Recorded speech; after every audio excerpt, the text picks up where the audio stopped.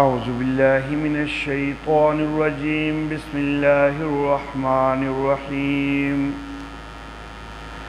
ومن الناس من يعبد اللہ على حرف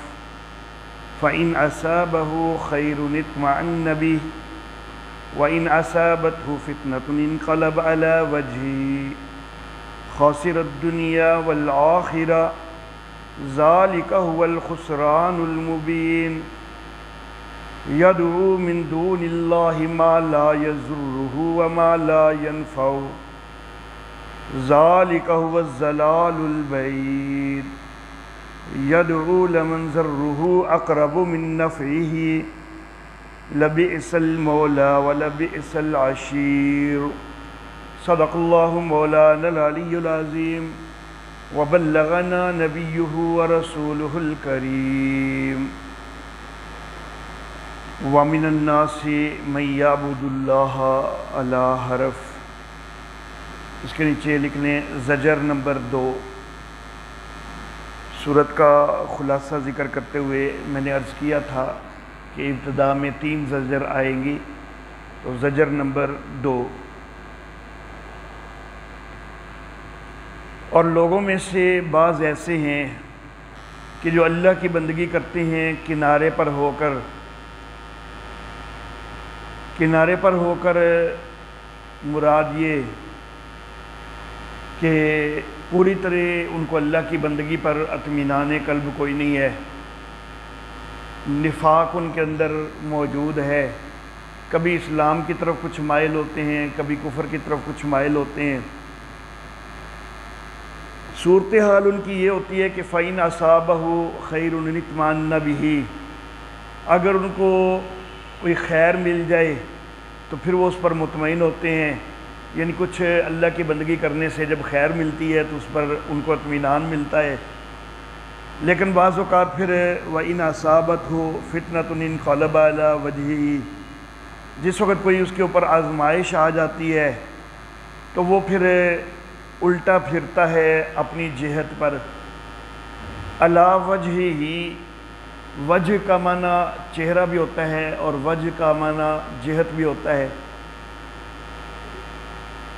میرے والد محترم حضرت قاضی عصمت اللہ عاصمہ اللہ تعالی وہ یہاں پر معنی جہت کیا کرتے تھے۔ وہ کہتے تھے کہ جس وقت یہ کہا کہ انقلب الٹا ہوا، تو جب الٹا ہوگا تو چہرہ تو خود بخود پھر ہی جائے گا، تو اس لیے چہرے کا الگ سے ذکر کرنا کوئی اتنا لازم کوئی نہیں بنتا۔ تو یہاں پر جہت مراد ہے کہ جدھر اس کا منہ آتا ہے، جدھر اس کی جہت بنتی ہے ادھر پھر جاتا ہے، اللہ سے مایوس ہو جاتا ہے تو ادھر ادھر منہ مارنے لگ جاتا ہے، جدھر منہ آتا ہے ادھر اس کو جو لوگ جس کی پوجا کرتے نظر آتے ہیں مشرکین، یہ بھی ان کی پوجا شروع کر دیتا ہے۔ خاسر الدنیا، اس نے نقصان اٹھایا دنیا کا بھی والآخرہ اور آخرت کا بھی۔ ذالک هو الخسران المبین، یہ بڑا نقصان ہے۔ خاسر الدنیا والآخرہ عموماً ترجمہ لوگ کرتے ہیں کہ دنیا میں بھی نقصان اٹھایا اور آخرت میں بھی نقصان اٹھایا، لیکن اگر میں والا ترجمہ کریں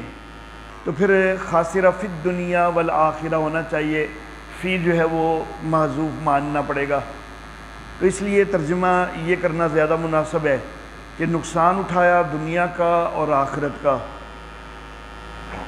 یہ بڑا نقصان ہے۔ یدعو من دون اللہ، پکارنے لگ جاتا ہے اللہ کے سوا اس کو کہ جو نہ اس کو نقصان دے سکے اور نہ اس کو نفع دے سکے، یہ دور کی گمراہی ہے۔ اللہ رب العزت نفع اور نقصان کے اوپر قادر ہیں،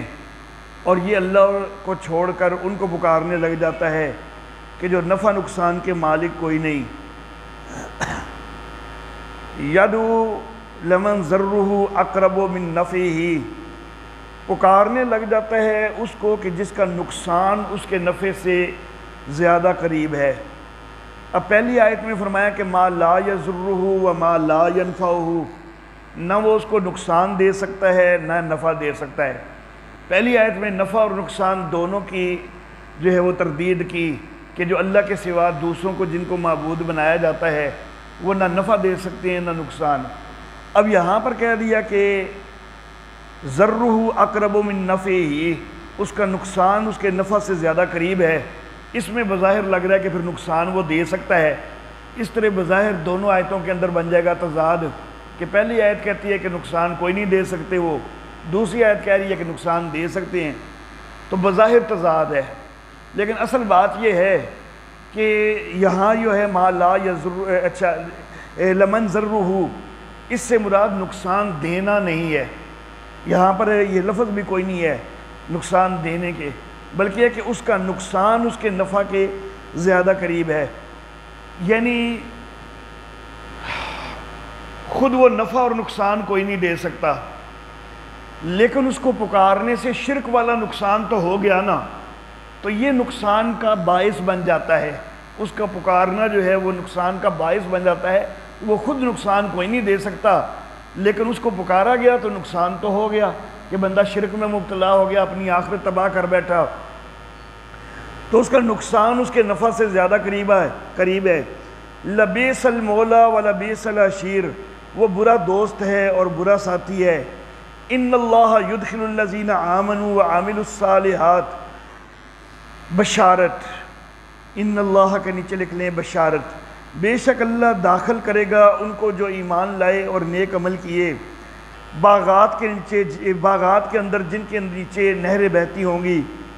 ان اللہ یفعل ما یرید، بے شک اللہ کر لیتا ہے جو چاہتا ہے، وہ تو نہ نفع کے مالک نہ نقصان کے مالک، لیکن اللہ ہے کہ جو بھی چاہتا ہے وہ کر لیتا ہے، اس کے سارے اختیارات ہیں۔ من کانا یظن، زجر نمبر 3،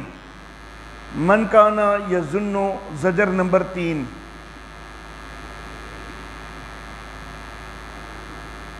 اللہ اللہ، من کانا یظن، جو یہ خیال کرے، ان لن ینصرہ اللہ، کہ اللہ اس کی مدد نہیں کرے گا، فی الدنیا والآخرہ، دنیا میں اور آخرت میں، فَلْيَمْدُدْ بِسَبَبٍ إِلَى السَّمَاءِ، تو تان لے ایک رسی آسمان کی طرف، ثُمَّ لْيَقْطَعْ، پھر کاٹ ڈالے، فَلْيَنْظُرْ، پھر وہ دیکھے، هَلْ يُذْهِبَنَّ كَيْدُهُ، کیا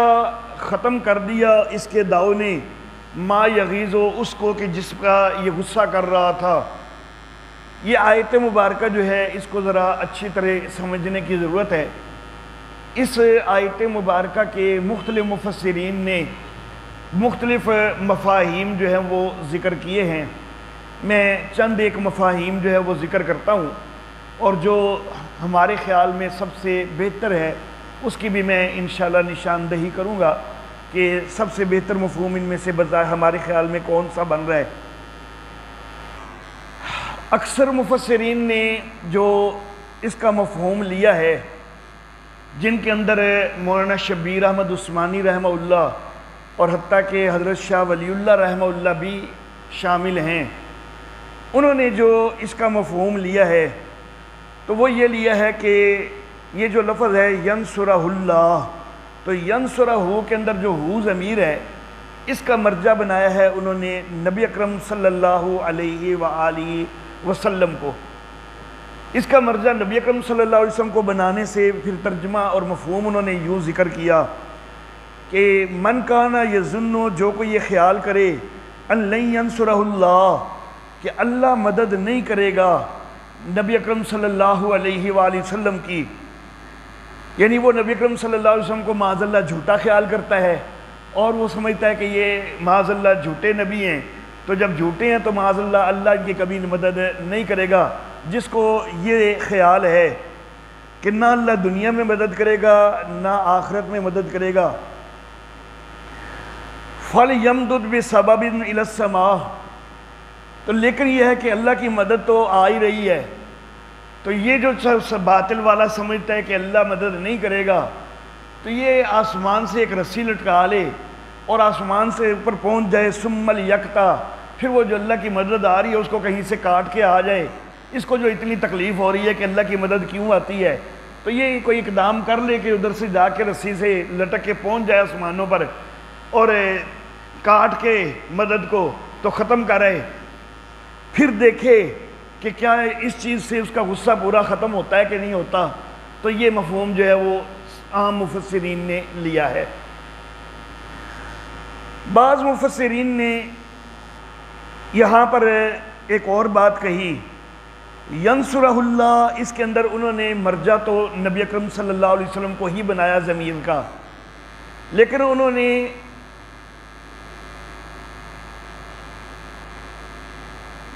فَلْيَمْدُدْ بِسَبَبٍ إِلَى السَّمَاءِ، اس میں جو السماء کا لفظ ہے، السماء کے لفظ سے انہوں نے گھر کی چھت مراد لی ہے۔ میں نے ایک دن عرض کیا تھا کہ السماء کا جو لفظ ہے یہ ایسے الفاظ میں سے ہے کہ جن کا اردو ترجمہ صحیح طرح ہمارے پاس 100% کسی ایک لفظ میں وہ پورا کرنا ہمارے لیے ممکن نہیں ہے۔ عرب لوگ السماء ہر اس بلند چیز کو کہتے ہیں کہ جو اوپر سایہ فگن ہو، اوپر پھیلی ہوئی ہو، بلند بھی ہو، پھیلی ہوئی چیز ہو، تو اس کو السماء بولتے ہیں۔ تو گھر کی چھت کو بھی جو ہے وہ السماء بول دیتے ہیں۔ تو بعض مفسرین نے اسی چیز کا لحاظ کرتے ہوئے یہ کہا کہ اگر کوئی آدمی نبی اکرم صلی اللہ علیہ وآلہ وسلم کے اوپر جو اللہ کی مدد آ رہی ہے اس سے وہ بڑا تنگ بیٹھا ہوا ہے، تو وہ چھت سے رسی باندھ لے اور اس سے لٹک کے خودکشی کر لے، اپنے آپ کو مار بھی لے، مر بھی جائے، لیکن اللہ کی مدد تو ختم کوئی نہیں ہونی، تو وہ یہ کر کے دیکھ لے کہ اس سے کیا اس کا غصہ ختم ہوتا ہے کہ نہیں ہوتا۔ یہ دوسرا مفہوم ہو گیا۔ تیسرا مفہوم، بعض مفسرین نے جیسا کہ مفسر حقانی رحمہ اللہ نے، حضرت شاہ عبد القادر رحمہ اللہ نے، اور مولانا حسین علی الوانی رحمہ اللہ رئیس المفسرین، انہوں نے ایک اور مفہوم لیا۔ انہوں نے کہا کہ من کان یظن ان لن ینصرہ اللہ، ینصرہ کی ضمیر کا مرجع جو پہلے موجود ہے نا من، تو وہ ضمیر کا مرجع ہے کہ جو یہ خیال کرتا ہے کہ اللہ اس کی مدد نہیں کرے گا، یعنی اس کی اپنی مدد اللہ نہیں کرے گا دنیا میں اور آخرت میں،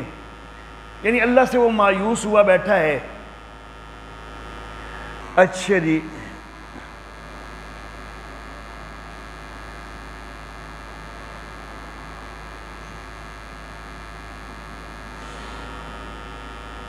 یہاں پر جو میں تفسیر ذکر کرنے لگا ہوں تو حضرت مرحوم رحمہ اللہ مولانا حسین علی رحمہ اللہ، انہوں نے ضمیر کا مرجع تو من کو ہی بنایا ہے، لیکن تفسیر ان کی تھوڑی سی مختلف ہے۔ باقی عام مفسرین کی تفسیر تھوڑی مختلف ہے، میں پہلے عام مفسرین کی ذکر کرنے لگا ہوں، بعد میں حضرت حسین علی رحمہ اللہ کا تھوڑا سا جو فرق ہے وہ میں بعد میں ذکر کروں گا انشاءاللہ۔ تو پہلی تفسیر ایک وہی نبی اکرم صلی اللہ علیہ وآلہ وسلم کو مرجع بنانے والی، اور آسمان پہ چڑھ کے تو اوپر سے کوئی مدد کاٹ کے آ جائے۔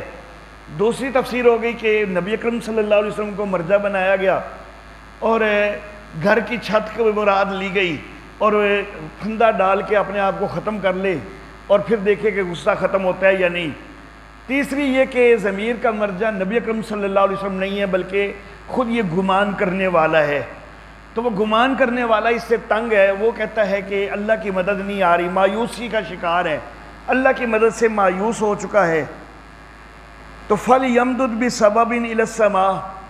تو کچھ عرصہ اللہ سے دعا مانگ کے دیکھ لے،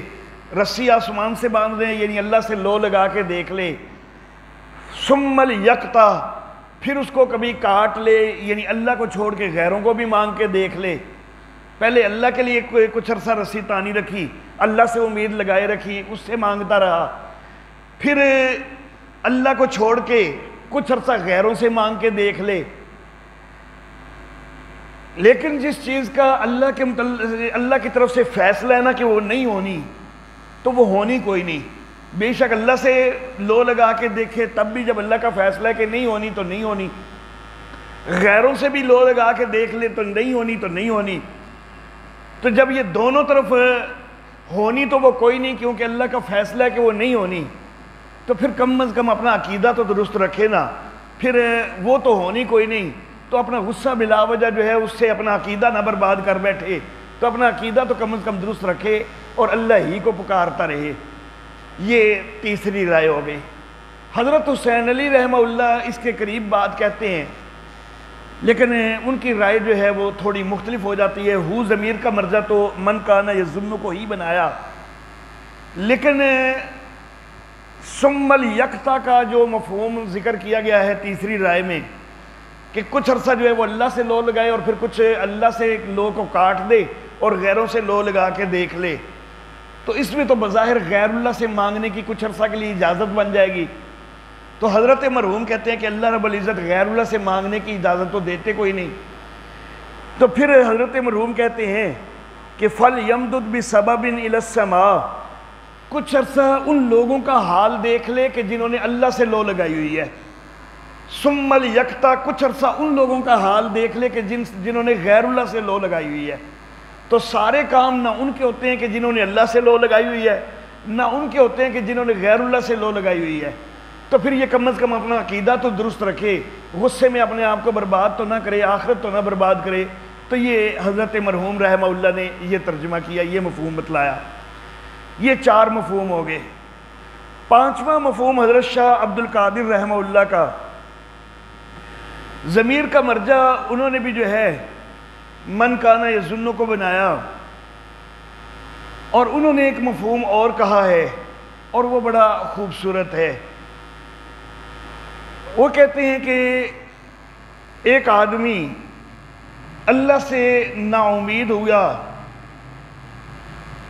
اچھا جی, اس نے اللہ کی بندگی کو چھوڑ دی, اللہ کی بندگی کو چھوڑا اور ان کو پوجنے لگا کہ جن کے ہاتھ میں کوئی نفع نقصان ہے کوئی نہیں. اچھا جی, تو وہ کہتے ہیں کہ وہ اپنے دل کو ٹھہرانے کے لیے یہ صورت قیاس کر لے کہ ایک آدمی نے ایک رسی لٹکائی ہوئی ہے اور اس کے اوپر چڑھنے کی وہ کوشش کر رہا ہے. تو چلو اگر ابھی نہیں چڑھ سکتا تو ہو سکتا ہے کبھی چڑھنے میں کامیاب ہو جائے. یہ رسی جو اس نے لٹکائی ہوئی ہے اوپر سے کوئی اس رسی کو ہی کھینچ لے اور یہ رسی کے کھینچنے کے ساتھ اوپر پہنچ جائے, اور اگر یہ رسی کو ہی کاٹ دے گا تو پھر تو بالکل ہی توقع ختم ہو گئی نا. تو اس کو چاہیے کہ اللہ کے ساتھ لو لگائے رکھے, رسی جو ہے لٹکی ہوئی ہے وہ لٹکائے رکھے, تو اللہ سے مدد مانگتا رہے. یہ اس رسی کو کاٹ نہ دے, کیونکہ کاٹ دے گا تو پھر اس کا کوئی فائدہ ہونے والا پھر تو کبھی ہے ہی نہیں, کیونکہ مدد تو کر سکنے والا صرف اللہ ہی تھا. تو اب اللہ سے جب اس نے مدد ہی مانگنا چھوڑ دی, غیر اللہ تو کچھ کر سکتے کوئی نہیں, تو کم از کم یہ اللہ کے در کو چھوڑے تو نہ. تو یہ والا ترجمہ جو ہے, یہ مفہوم یہ سب سے زیادہ بہتر ہے. من کان یظن, جو کوئی یہ خیال کرتا ہے کہ اللہ اس کی مدد نہیں کرے گا دنیا میں اور آخرت میں, تو پھر بھی وہ اللہ سے رسی باندھے رکھے آسمان سے, یعنی اللہ سے لو لگائے رکھے, کاٹ نہ ڈالے اس کو. اگر کاٹ ڈالی تو پھر دیکھے کہ کیا اس سے اس کا داؤ ختم ہوتا ہے, غصہ ختم ہوتا ہے. جب کاٹنے سے اس کا غصہ ختم کوئی نہیں ہونا, اس سے بالکل بھی کچھ نہیں مل سکنا, تو پھر کاٹ نہ ڈالے. وَكَذَلِكَ أَنزَلْنَاهُ آيَاتٍ, اس طرح ہم نے اس کو اتارا کھلی آیتیں. وَأَنَّ اللَّهَ يَهْدِي مَن يُرِيدُ, اور یہ کہ اللہ ہدایت دیتا ہے جس کو چاہتا ہے. ان الذین آمنوا والذین ہادوا, بے شک وہ لوگ کہ جو ایمان لائے اور وہ لوگ کہ جو یہودی ہیں اور جو صابی ہیں اور جو عیسائی ہیں اور جو مجوسی ہیں. والذین اشرکوا, اور جنہوں نے شرک کیا ہے. ایمان والوں کا تذکرہ کیا, ان کے بعد 5 اور جماعتوں کا تذکرہ کیا, یہودی, 2 صابی, 3 نصارہ, 4 مجوس اور 5 مشرکین. 5 کا تذکرہ کیا ایمان والوں کے مقابلہ میں. ان اللہ یفصل بینہم یوم القیامہ, اللہ قیامت والے دن ان کے درمیان فیصلہ کرے گا. اللہ ہر چیز پر موجود ہے. الم تر ان اللہ یسجد لہ من فی السماوات و من فی الارض, کیا تجھے پتہ نہیں کہ اللہ ہی کو سجدہ کرتے ہیں جو آسمانوں میں ہیں جو زمین میں ہیں، تکوینی سجدہ اور تشریعی سجدہ دو طرح کا سجدہ ہے۔ انسانوں کو تشریعی سجدے کا حکم ہے، باقی ساری کائنات والے ساری مخلوقات تکوینی سجدہ کرتی ہیں۔ تو جو آسمانوں میں ہیں وہ بھی تکوینی سجدہ کر رہے ہیں، زمین والے بھی، سورج، چاند، ستارے بھی، پہاڑ بھی، درخت بھی، جانور بھی۔ باقی ساروں کے ساتھ کثیر کا لفظ استعمال نہیں فرمایا اللہ نے، کیونکہ وہ سارے کے سارے کر رہے ہیں۔ لیکن کثیر من الناس، لوگوں میں سے بھی بہت سارے تو کر رہے ہیں، وَكَثِيرٌ حَقَّ عَلَيْهِ الْعَذَابُ، لیکن بہت سارے ایسے بھی ہیں کہ جن کے اوپر عذاب جو ہے وہ ثابت ہو چکا ہے۔ انسان جو ہیں ان کو تشریعی سجدے کا حکم ہے، تو وہ سارے انسان نہیں کرتے، جو کرتے ہیں وہ بھی بہت سارے ہیں، جو نہیں کرتے وہ بھی بہت سارے ہیں، لیکن بہرحال سارے نہیں کرتے۔ باقی مخلوقات کو تکوینی سجدے کا حکم ہے اور وہ ساری کی ساری سجدہ کرتی ہیں۔ کثیر کا لفظ دو جگہ پر استعمال ہوا، کثیر من الناس اور کثیر حق علیہ العذاب۔ کثیر جو ہے نصف سے زیادہ کو کہا جاتا ہے۔ اب اگر کثیر پہلے ہیں تو پھر دوسرے نہیں ہو سکتے، اور اگر دوسرے ہیں تو پہلے نہیں ہو سکتے، کیونکہ اگر کثیر جو ہیں یعنی نصف سے زیادہ وہ اللہ کی بندگی کرنے والے ہیں تو پھر ظاہر ہے کہ عذاب کے جو مستحق ہیں تو وہ نصف سے کم ہوں گے، پھر وہ کثیر نہیں ہوں گے۔ اور اگر جو عذاب کے مستحق ہیں وہ کثیر ہیں تو پھر اللہ کی بندگی کرنے والے جو ہیں وہ قلیل ہو جائیں گے، وہ کم نہیں ہوں گے۔ لیکن اللہ نے دونوں جگہ پر کثیر کا لفظ استعمال کیا ہے۔ تو یہاں پر یہ جو کثیر کا لفظ ہے تو یہ ایک بہت بڑی جماعت کے لحاظ سے ہے، یہ نہیں کہ قلت اور کثرت میں سے جو کثیر اور قلیل ہوتا ہے یہ یہاں مراد نہیں ہے کہ ایک جماعت کے مقابلہ میں دوسری قلیل ہوتی ہے اور ایک یہ کثیر ہوتی ہے۔ یہاں پر وہ قلت اور کثرت مراد نہیں ہے، کثیر سے مراد ہے کہ ہے وہ بھی بہت سارے، ہیں وہ بھی بہت سارے، اگرچہ عموماً جو بندگی نہ کرنے والے ہیں تو وہ اگر وہ قلت اور کثرت کے لحاظ سے دیکھا جائے تو وہی زیادہ ہیں، جو اللہ کی بندگی نہیں کرتے، جو عذاب کے مستحق ہیں تو وہ زیادہ ہیں، لیکن جو اللہ کی بندگی کرنے والے ہیں وہ تھوڑے ہیں۔ تو لیکن اللہ نے قلیل نہیں استعمال کیا، کیوں؟ اس لیے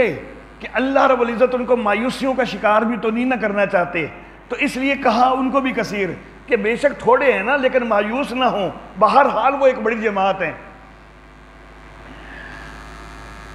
وَمَن يُهِنِ اللَّهُ،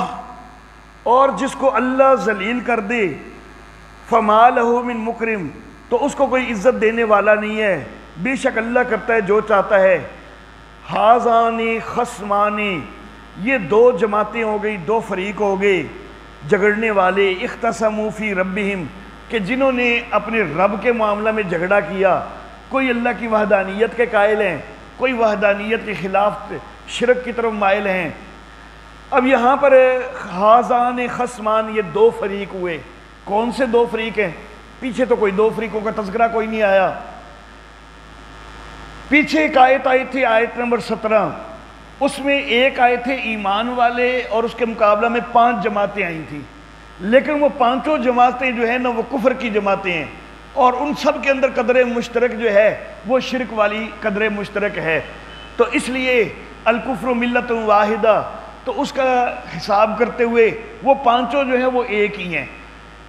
اور ایمان والے دوسری طرف ایک جماعت ہے۔ تو ایک جماعت ہو گئی ایمان والوں کی اور ایک جماعت ہو گئی کافروں کی۔ کافر بے شک وہ یہودی ہوں، کافر بے شک صابی ہوں، کافر بے شک عیسائی ہوں، کافر بے شک مجوسی ہوں، کافر بے شک مشرک ہوں، کوئی بھی کافر ہوں، تو وہ سارے ایک جماعت ہیں۔ اچھا جی، یہاں پر آیت سجدہ بھی تلاوت ہوئی ہے، تو اس لیے درس میں جو ہے درس کے آخر پہ سجدہ برل کر لیجئے گا، اور یوٹیوب پر جو احباب سنیں تو مسئلے سے آگاہ ہونا چاہیے ان کو کہ اگر کوئی آڈیو یا ویڈیو پروگرام براہ راست نشر ہو رہا ہو اور اس کو براہ راست سنا جائے تب سجدہ لازم ہوتا ہے، اگر کوئی ریکارڈنگ سنی جائے تب سجدہ لازم نہیں ہوتا۔ تو یوٹیوب پر جو ہے وہ ریکارڈنگ اپلوڈ کی جاتی ہے، تو اس لیے اس کو سننے پر سجدہ لازم نہیں ہوگا۔ تو جو احباب وہ براہ راست سبق سن رہے ہیں، یہاں پر طالبات بھی اور طلبہ بھی، تو وہ تو سجدہ کریں گے، جو یوٹیوب پر سننے والے ہیں ان کو سجدہ کرنے کی ضرورت نہیں ہوگی۔ اچھا جی، ہازان خصمان، یہ دو فریق ہو گئے جنہوں نے جھگڑا کیا اپنے رب کے متعلق۔ فالذین کفروا، تخویف اخروی، تخویف اخروی، جن لوگوں نے کفر کیا، قطعت لہم ثیاب من نار، ان کے کاٹے جائیں گے کپڑے آگ کے، یعنی ان کو کاٹ کے آگ کے لباس کاٹ کاٹ کے پہنائے جائیں گے۔ اور پھر مزید کیا ہوگا؟ یصب من فوق رؤوسہم الحمیم، ان کے سروں کے اوپر کھولتا ہوا پانی ڈالا جائے گا۔ یصہر بہ ما فی بطونہم، کہ جس کھولتے ہوئے پانی کے اثر کی وجہ سے جو کچھ ان کے پیٹوں کے اندر ہے وہ نکل جائے گا۔ والجلود، اور جو جلود ہیں، جو کھالیں ہیں، تو کھالیں جو ہیں وہ بھی جل جائیں گی، خاک وہ گل جائیں گی۔ وَلَهُمْ مَقَامِعُ، اور ان کو ہتھوڑے پڑیں گے من حدید، لوہے کے۔ اللہ اللہ، کلما ارادو ان یخرجوا، جب کبھی وہ اس سے نکلنے کا ارادہ کریں گے غم کی وجہ سے، اس کے اندر لوٹائے جائیں گے، فرشتے ان کو گرز ماریں گے، تھوڑے ماریں گے، وہ دوبارہ نیچے گریں گے۔ وَذُوقُوا، اور ان سے کہا جائے گا کہ چکھو عذاب الحریق، جلنے کا عذاب۔ ان اللہ یدخل الذین آمنوا، بشارت اللہ، بے شک اللہ داخل کرتا ہے ایمان والوں کو، نیک عمل والوں کو باغات میں جن کے نیچے نہریں بہتی ہیں، ان کو زیور پہنایا جائے گا، اس میں سونے کے کنگن اور موتی بھی ان کو دیے جائیں گے، اور لباس ان کا ریشم کا ہوگا۔ وَہُدُوا إِلَى الطَّيِّبِ، اور یہ سارا کچھ اس لیے ہوگا کہ ان کو ہدایت دی گئی نا طیب من القول، اچھے قول کی، یعنی لا الہ الا اللہ کی ان کو ہدایت دی گئی، تو دنیا کے اندر انہوں نے اس عقیدے کے مطابق زندگی گزاری، تو اس کی وجہ سے ان کو یہ انعامات دیے جائیں گے۔ اور ان کو ہدایت دی گئی حمد والے کے راستے کی، حمد والے سے مراد اللہ رب العزت، تو اللہ کے راستے کی چونکہ ان کو ہدایت ملی دنیا کے اندر، تو پھر آخرت کے اندر ان کے لیے جو ہے وہ انعامات ہوں گے۔ ان الذین کفروا، تخویف اخروی، تخویف اخروی، بے شک جن لوگوں نے کفر کیا اور وہ روکتے ہیں اللہ کی راہ سے اور مسجد حرام سے روکتے ہیں، کہ جس کو ہم نے لوگوں کے لیے برابر کیا ہے، اس میں خواہ اس میں رہنے والا ہو یا کوئی باہر سے آئے، ہم نے تو اس کو ہر ایک کے لیے عبادت کا مقام بنایا ہے، جو بھی صحیح العقیدہ ادھر آ جائے، لیکن لوگ ان کو روکتے ہیں۔ وَمَن يُرِدْ فِيهِ بِإِلْحَادٍ، اور جو کوئی اس میں ارادہ کرے ٹیڑھی چال چلنے کا ظلم کے ساتھ، ہم اس کو چکھائیں گے دردناک عذاب۔ پہلے جملہ آیا ان الذین کفروا ویصدون عن سبیل اللہ، بے شک وہ لوگ کہ جو کافر ہیں اور جو اللہ کی راہ سے روکتے ہیں، مسجد حرام سے روکتے ہیں، کہ جس کو ہم نے رہنے والوں کے لیے بھی باہر سے آنے والوں کے لیے بھی برابر بنایا۔ یہ سارا ایک جملہ ہو گیا، اور آگے دوسرا جملہ ہو گیا وَمَن يُرِدْ فِيهِ بِإِلْحَادٍ، جو کوئی اس کے اندر ارادہ کرے ٹیڑھی چال کے ساتھ ظلم کا، تو ان دونوں چیزوں کے متعلق ہے کہ نُذِقْهُ مِنْ عَذَابٍ عَلِيمٍ، ہم ان کو دردناک عذاب چکھائیں گے۔ العاقف فیہ والباد، اس کے بعد بھی گویا کہ معذوف ہوگا کہ نذیقہم من عذاب علیم، ہم ان کو دردناک عذاب چکھائیں گے۔ کیوں؟ اس لیے کہ انہوں نے ظلم کے ساتھ ٹیڑھی چال کا ارادہ کیا ہے نا، تو جو کوئی ظلم کے ساتھ ٹیڑھی چال کا ارادہ کرتا ہے تو اس کو دردناک عذاب چکھایا جاتا ہے، تو اس لیے ان کو چکھایا جائے گا۔ وَإِذْ بَوَّأْنَا لِإِبْرَاهِيمَ، دلیل نقلی تفصیلی برائے نفی شرک فعلی، دلیل نقلی تفصیلی برائے نفی شرک فعلی۔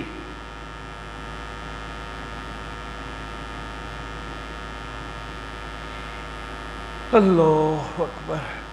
یہاں سے نفی شرک فعلی کا مضمون شروع ہو رہا ہے۔ اور جب ہم نے ابراہیم علیہ السلام کو متعین کر کے دی جگہ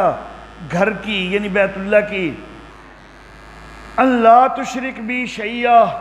کہ میں میرے ساتھ کسی کو شریک نہیں بنانا، وطہر بیتی للطائفین والقائمین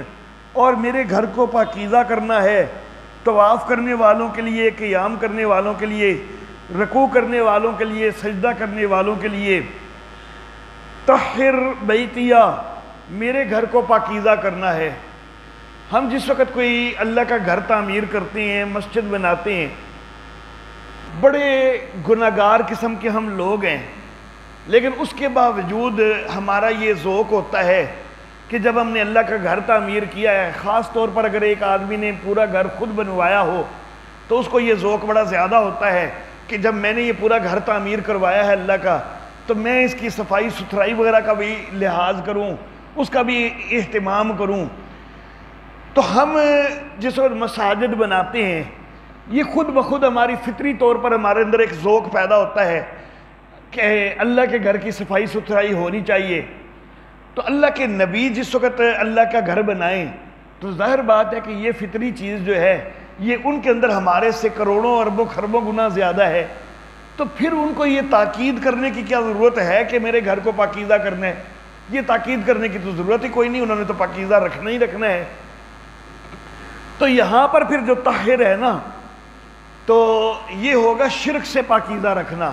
کہ یہاں پر جو طواف کرنے والے آئیں، قیام کرنے والے آئیں، رکوع کرنے والے آئیں، سجود کرنے والے آئیں، ان کو یہ درس ملتا رہنا چاہیے کہ وہ شرک سے پاک ہو کے آئیں، ان کے اندر شرک والی گندگی نہیں ہونی چاہیے۔ تو یہاں پر یہ چیز جو ہے یہ مراد ہوگی۔ اللہ اللہ، ایک اور چیز یہ بھی مراد ہو سکتی ہے کہ یہ گھر جب اللہ کا بن گیا طواف کرنے والوں کے لیے، قیام کرنے والوں کے لیے، تو جب یہ گھر اللہ کے نبی نے بنایا ہے اور اللہ نے اس کے لیے جگہ متعین کر کے دی ہے، تو پھر یہیں پر طواف ہونا چاہیے، کہیں اور نہیں ہونا چاہیے نا۔ تو اس گھر کو پاکیزہ رکھیں، یعنی اس ہی میں طواف کا اہتمام رکھیں، اور لوگوں کے ان عقائد کا رد کریں کہ جو کئی قبروں کے اوپر طواف شروع کر دیتے ہیں، کئی اور جگہوں پر طواف شروع کر دیتے ہیں، تو اس چیز کا رد کرنا چاہیے۔ قیام، رکوع، سجود کے اندر اپنا مرکز جو ہے وہ اسی کو قبلہ، اسی کو قرار دینا ہے، کسی اور کو قبلہ قرار دینا اس کا رد ہونا چاہیے۔ وَأَذِّن فِي النَّاسِ بِالْحَجِّ اور اعلان کر لوگوں کے لیے حج کا، آئیں گے تیرے پاس پیدل بھی